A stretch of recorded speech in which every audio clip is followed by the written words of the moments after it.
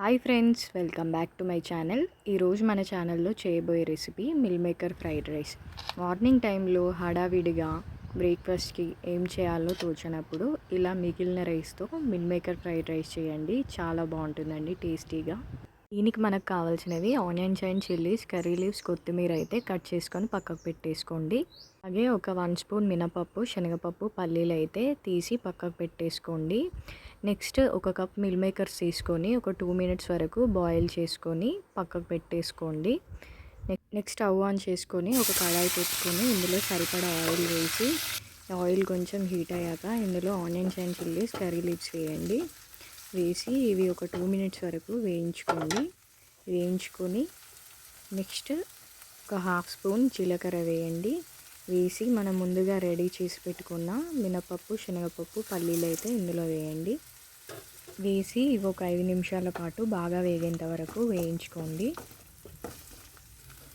చూడండి, ఇలా బాగా వేగిన తర్వాత ఇందులో ఒక 1/2 స్పూన్ పసుపు వేయండి. పసుపు వేసి మిక్స్ చేసుకోండి. మిక్స్ చేసుకొని మనం ముందుగా బాయిల్ చేసి పెట్టుకున్న మిల్ మేకర్స్ని ఇందులో వేయండి. ఈ మిల్ మేకర్స్ని ఈ వాటర్ అంతా పోయేలా ఇలా స్క్వీజ్ చేసుకోండి. ఇలా పిండుకొని ఇందులో వేయండి. వేసి ఒక 5 మినిట్స్ వరకు వేయించుకోండి. 5 మినిట్స్ తర్వాత మిగిలిన రైస్ని ఇందులో వేయండి. ఇందులో వేసి ఈ రైస్ మొత్తం కలిసేలా మిక్స్ చేసుకోండి. ఇలా మొత్తం కలిసేలా మిక్స్ చేసుకోండి. మిక్స్ చేసుకొని ఇందులో ఒక 1 స్పూన్ సాల్ట్ వేయండి. సాల్ట్ వేసి ఈ సాల్ట్ మొత్తం రైస్కి పట్టేలా మిక్స్ చేసుకోండి. ఇలా లో ఫ్లేమ్ మీద మిక్స్ చేసుకోండి. మిక్స్ చేసుకొని ట్యాప్ పెట్టేసుకొని రైస్ ఒక 10 మినిట్స్ వరకు అయితే హీట్ చేసుకోండి. ఒక 10 మినిట్స్ హీట్ చేసుకొని క్యాప్ ఓపెన్ చేసి చూడండి రైస్ కూడా బాగా హీట్ అయి ఉంటుంది. ఇది కొంచెం మిక్స్ చేసుకోండి.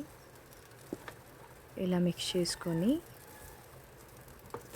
లాస్ట్లో కొంచెం గరం మసాలా చల్లుకోండి. అలాగే కొంచెం కొత్తిమీర చల్లుకొని మొత్తం కలిసేలా మిక్స్ చేసుకోండి. మిక్స్ చేసుకొని స్టవ్ టర్న్ ఆఫ్ చేసుకోండి. అంతేనండి, simple meal maker fried rice అయితే రెడీ అయిపోయింది. మీరు కూడా ఒకసారి ఇలా రైస్ మిగిలినప్పుడు ఈ ప్రాసెస్లో ఇలా మిల్ మేకర్ ఫ్రైడ్ రైస్ అయితే ట్రై చేసి చూడండి. టేస్ట్ అయితే చాలా బాగుంటుందండి. వన్స్ ఇలా ట్రై చేసి ఎలా వచ్చిందో మీ ఫీడ్బ్యాక్ని కింద అయితే కమెంట్ చేయండి. ఈ వీడియో మీకు నచ్చితే లైక్ అండ్ షేర్, సబ్స్క్రైబ్ చేయండి. మరిన్ని ఇంట్రెస్టింగ్ రెసిపీస్ కోసం నా ఛానల్ని అయితే సబ్స్క్రైబ్ చేసుకోండి. Thank you for watching. Bye bye.